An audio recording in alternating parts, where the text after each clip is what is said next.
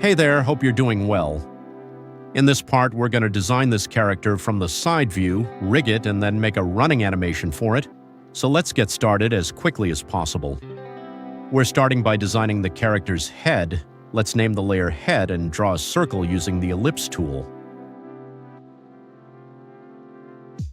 Now let's clean up the circle a bit and make it look nicer. I'm skipping the inner details here so the video doesn't get too long, since the goal is to teach how to animate the run, not to focus on detailed design. Alright, I'm creating a new layer for the eyes and starting to design them using the Add Point tool.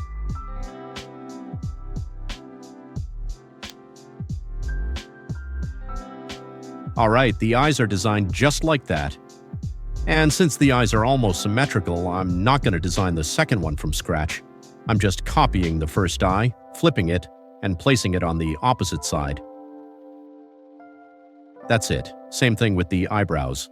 But since they're just lines, we design them using strokes. Same goes for the nose and mouth. We create layers with their names and start designing them. Just make sure these layers are above the head layer so they're visible. The inner parts of the mouth, those gray lines that make it look like the character has teeth, shouldn't be connected to the main mouth points. It's better to leave a little space between them, otherwise you might run into problems when coloring. Now let's move on to the character's arms. Keep in mind that the arms should be designed behind the character, so the arm layers need to be below the head layer. After that, we design the first arm, and since both arms are somewhat symmetrical, we can just duplicate the first arm's layer for the second one.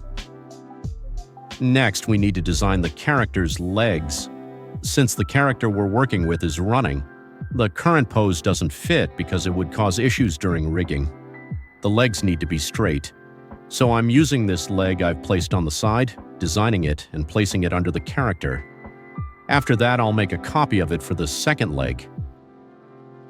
The part that looks like a green onion is the character's hair, so we need to design that as well. We create a layer for it and start designing. Keep in mind that the areas where the color changes should have points that define the boundary so we don't run into issues during the coloring process.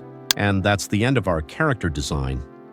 In the next session, we'll focus on coloring it, so make sure to like this video and turn on notifications so you don't miss our upcoming videos.